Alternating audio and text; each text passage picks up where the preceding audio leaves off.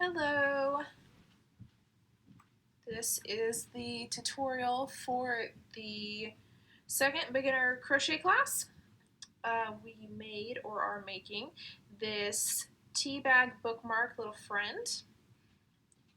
It is made in 3 parts and I'm going to show you all of them, even though I know that some of you have gotten completely through the whole body of the tea bag. We're just going to do the whole thing because I know a couple of you wanted to start over entirely. Okay, I'm going to start with the slip stitch and I'll go over both the methods we talked about using the tail of your yarn, not the body of your yarn. You are going to grab a hold of the tail using your pointer and your thumb, pinch the body, at least the portion that's attached to the body, so you're creating this loop here. Twist it, come over, grab the body of the yarn, pull through. So you should have a slip stitch that moves fairly freely and you're able to put it around your hook. Now, the other way that I know some of you did better with, put your yarn down. We're going to create a loop with it. We're then going to move that loop over. This portion is attached to the ball of your yarn, not your tail. Pinch the middle of it and pull through. Either way, there's no right or wrong on how to do a slip stitch. So, to do the base of the body of the tea bag, we are going to chain 8.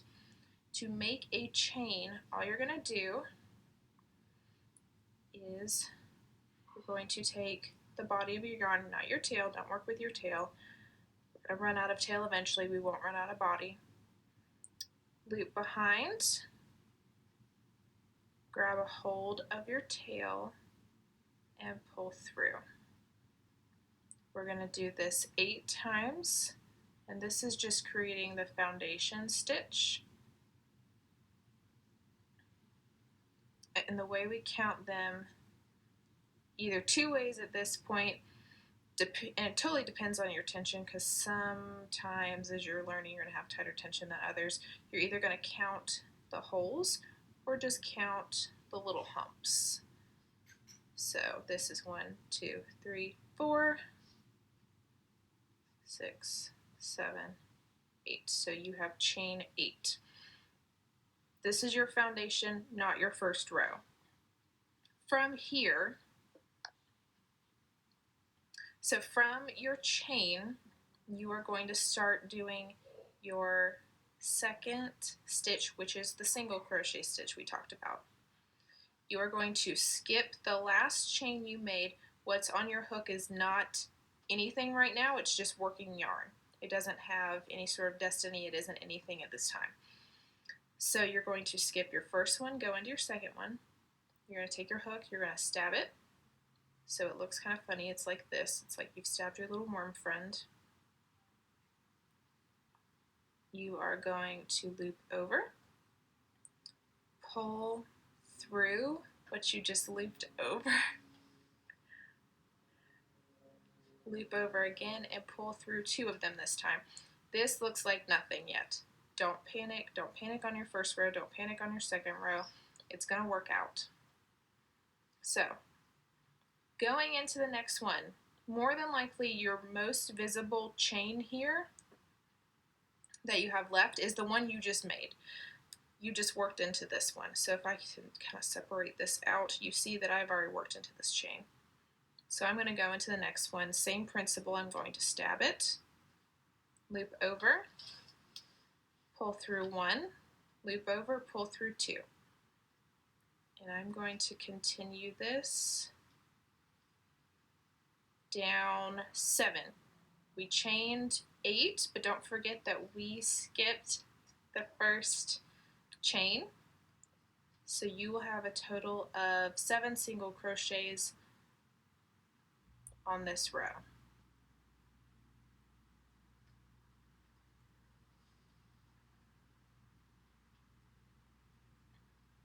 And when you get to this point, you may be questioning, okay, how many do I have? What have I done? You count these a little bit differently.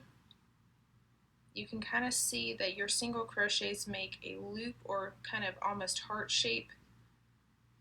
You can either count the spaces in between your loops, or you can again count your little bumps on the outside. So I have 1, 2, 3, 4, 5, 6, 7.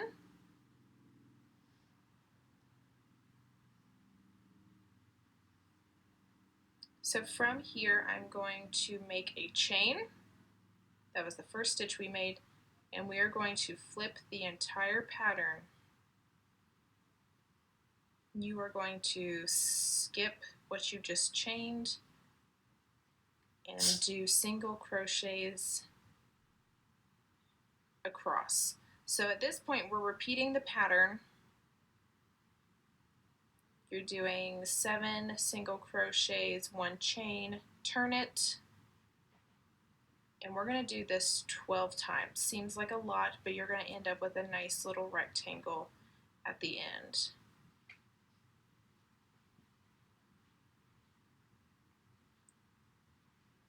And don't forget to count when you get to the end, or what you think might be the end of your row. So I have 1, 2, 3, 4, 5, 6, 7.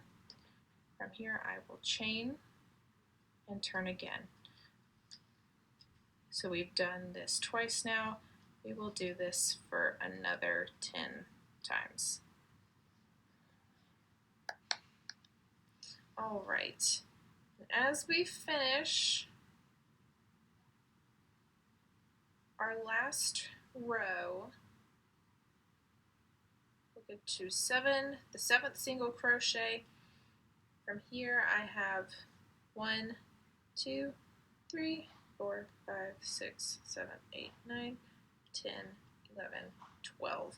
You should have your tail going one way and the body of your yarn that's still attached as of right now going the other way. From here, give yourself some extra room.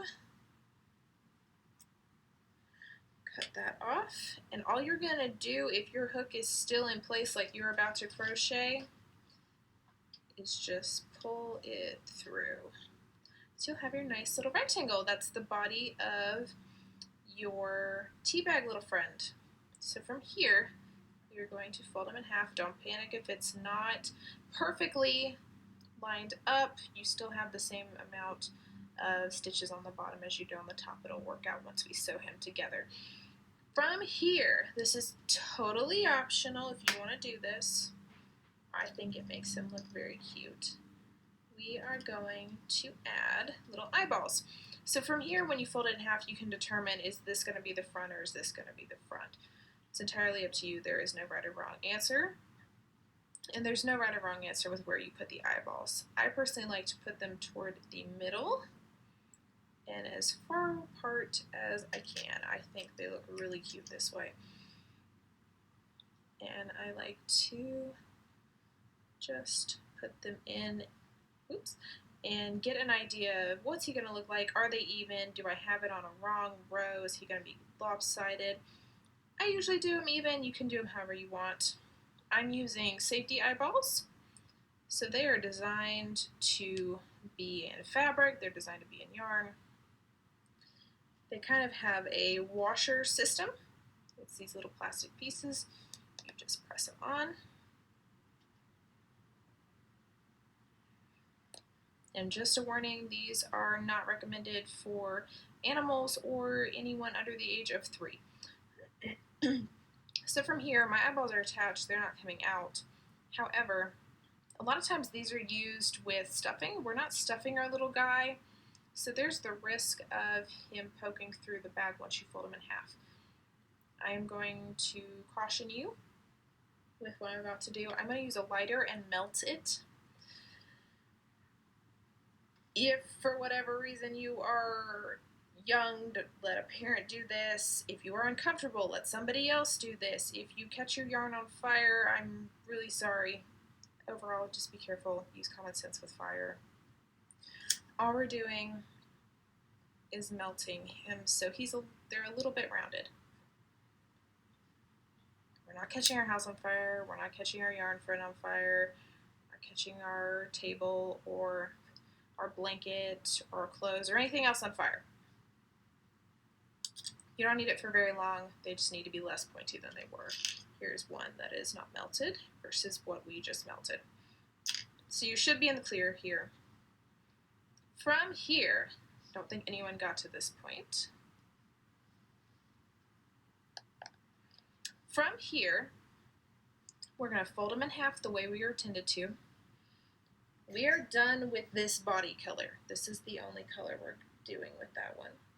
We're going to take a new color of yarn. I am choosing yellow to go with my little brown friend.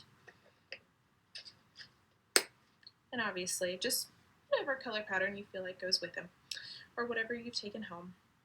From here, you're going to take just your hook, pretend like this other yarn color is in there, just your hook.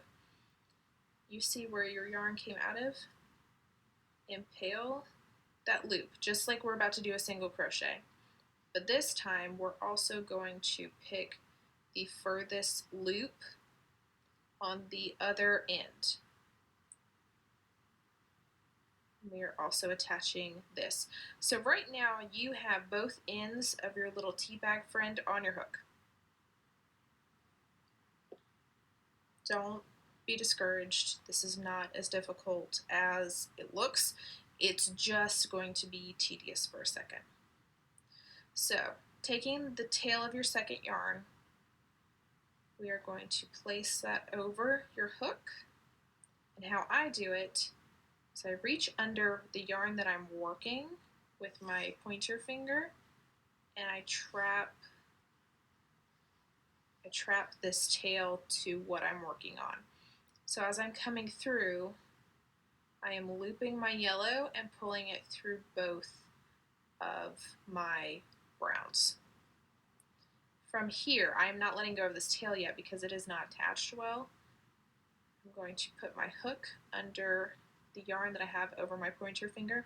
This is where me telling you the hook is your tool to use, you are not the tool, is going to come in handy because we are only moving our hook at this point. So we're going to put it under this yarn, grab a hold of it, and it's kind of like a chain in a way. All you're doing is pulling that through your loop that's already existing. This is technically something that is called a slip stitch at this point. It is not a chain because of how it started. From here, what we just created is only an attachment. It doesn't count as anything. We're going to go back in through both brown loops that we just came through. Grab a hold of your yellow yarn that's attached to the body, not the tail. We're going to loop over, pull through two. So we're doing a single crochet, but we're doing it to attach this to something. And we are going to do 7 of these because we should have 7. So first by impaling your next and the adjoining one. So at this point you have 3 pieces of yarn attached to your hook. You are going to loop over a 4th, pull your whatever your top of your tea bag color is for your second yarn color through both loops that belong to the first yarn color. You are going to loop over and pull through. So same principles of a single crochet, like I said, we just have more than one yarn that we are looping through at this point. Just think of your 2 that you are going through as 1 rather than 2. That'll help you out. So this is going to look very familiar. Your last one may be a little hard to get through because there's not a whole lot anchoring it. Oops.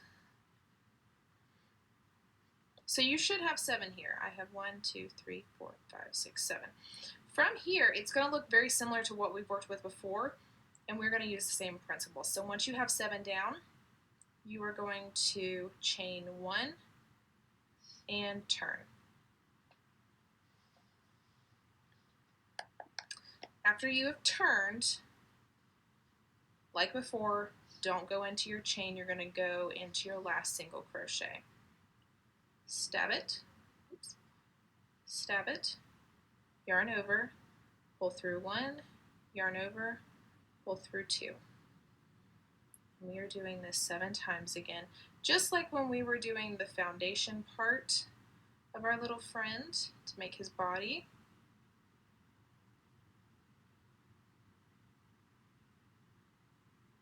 And again, we're doing this 7 times. After this one, though, it's going to be a little bit of a different count, and I'm going to introduce kind of a new stitch. So once we've got 7, and I will double check, I have 1, 2, 3, 4, 5, 6, 7. You're going to chain 1 and turn. Again, you're skipping this chain, and you are going to stab the second one, which would be your last single crochet you made there. Chain over 1, complete that one. This is going to be a little bit different, but hopefully not too difficult considering it is a similar principle as when we were attaching what is my yellow to my brown. So you are going to go in as if you're going to do another regular single crochet, go in through that 1 loop. You are going to pop through the next loop.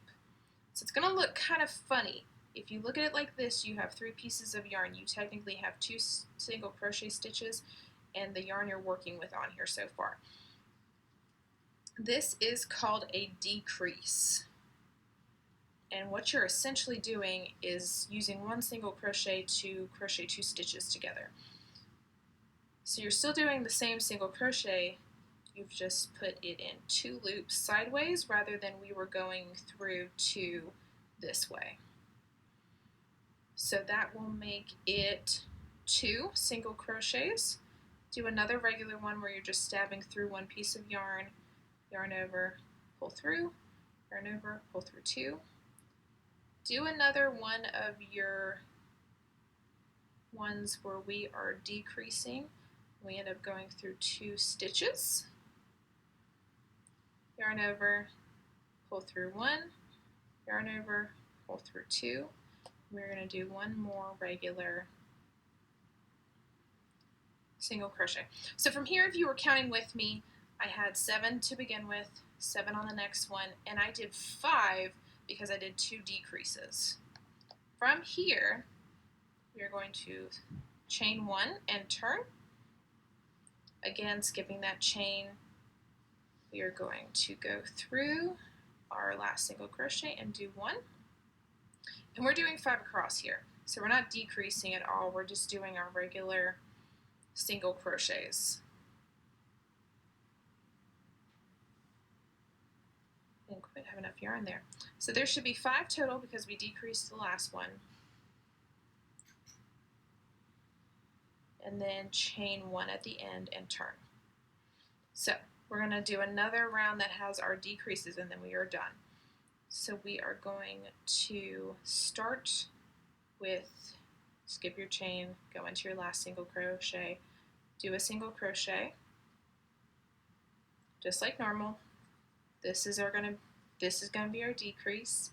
We're stabbing through 1, go back, stab through 2, yarn over, pull through what 2 we've stabbed, yarn over, pull 2.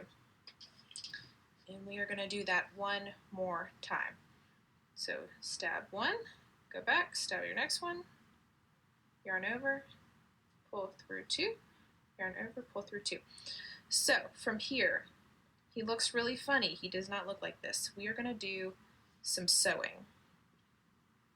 So give yourself plenty of yarn because this is also what is attached right now is going to be this portion where you're going to have a book. And if you want to break out a book, if you really do want to use this as a bookmark, go ahead and measure that.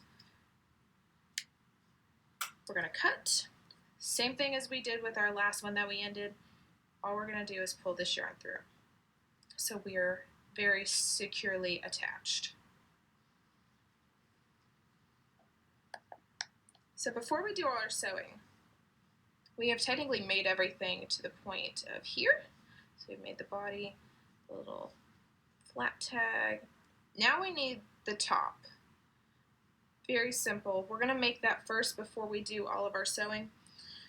Totally up to you which color yarn you choose, whether that is your body color or the whole entire tag color. I'm going to go with another yellow. So we're going to do a slip stitch, however you are comfortable making that. And we are going to do 5 of our chains. So yarn over, pull through, yarn over, pull through, yarn over, pull through, yarn over, pull through. It's going to be a very, very tiny, semi-awkward square that we're going to make. So we're going to skip our last chain, go into the second one. We are going to do 4 single crochets across,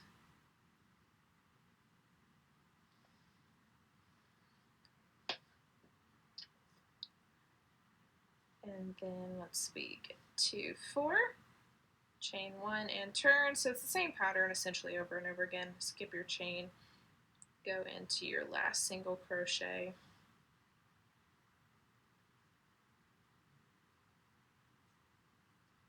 we are going to do this a total of 3 times. So we only have 1 more time to do this. Chain 1, skip your chain,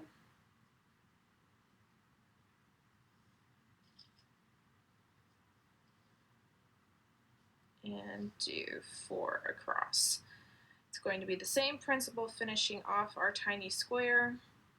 As before, you want somewhat of a tail, cut it.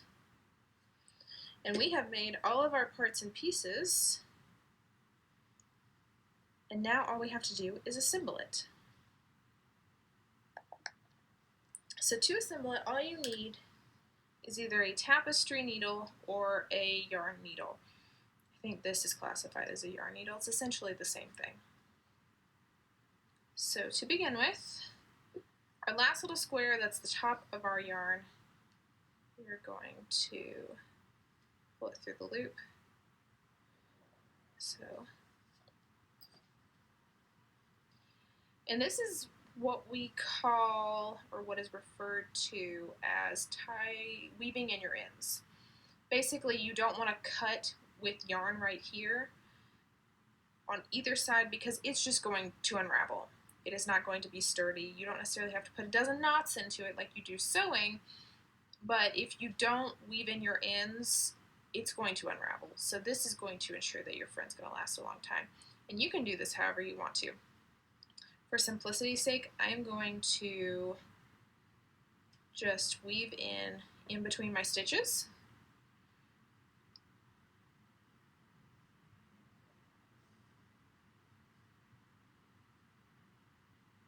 And if you need to look up a tutorial if you don't know how to sew, no shame. I can't say I am proficient enough to give you technicalities or technical terms for that reason. All we're doing is just weaving our ends, pulling corners as we need to make sure we aren't entirely losing the shape of our square. And we're going to do that a couple times. And all I do, once I've weaved in a few times, I'm just going to snip, make sure I am nicely shaped, and you're going to weave in your other end. Now, just for safety and durability's sake, this is my end that is not my slip knot. It is my last stitch as a single crochet. So it is much looser. I like to put a knot, just one little knot, not a double knot, one little subtle knot in there, just to make it a little more secure. And then from here, I'm just going to weave in my ends like I did at the other side. And you can do it however works for you.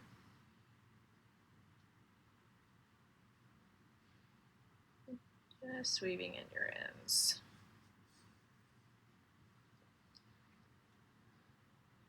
It doesn't have to be perfect, it just needs to work.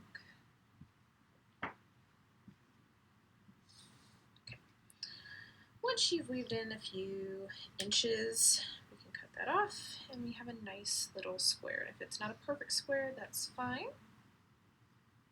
We just have a little square. From here, this looks like chaos, but we're going to clean him up and it's going to be okay. So we have two main things we need to accomplish here. Obviously your tea bag has a hole down the center.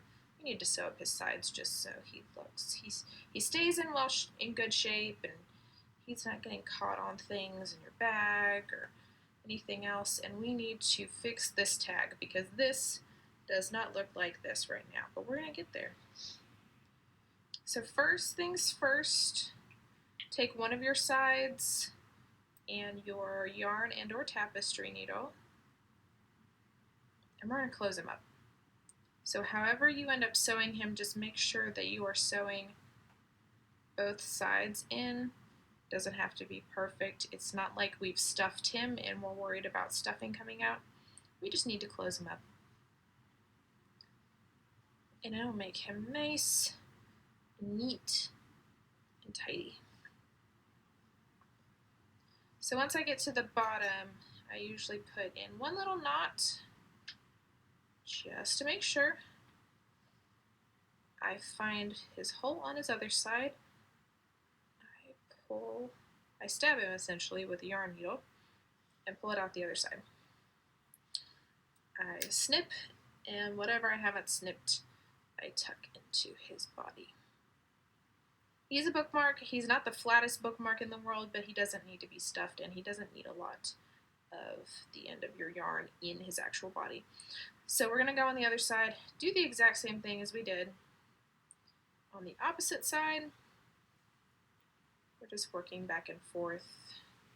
You may get caught on the top, that's okay. Working back and forth, closing him up, making him one whole being. Don't do it too tight.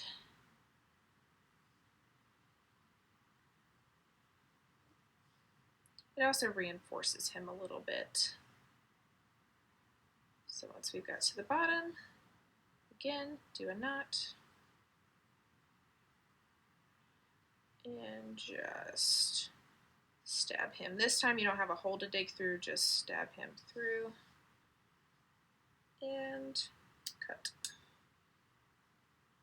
And reshape him as needed.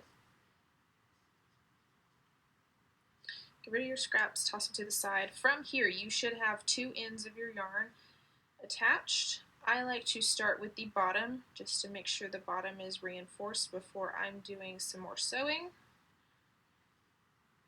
I do a tiny little knot here, just to make sure, and I've lost it, there we are. Just to make sure he's not going anywhere. My books end up in my bags, in my car. The cat plays with it. So I just want to make sure that my bookmark is nice and durable. Because whatever happens to my book is going to happen to my bookmark.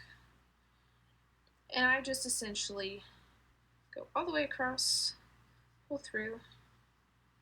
You can cut it from here, kind of pull on your sides, make sure he's reshaped.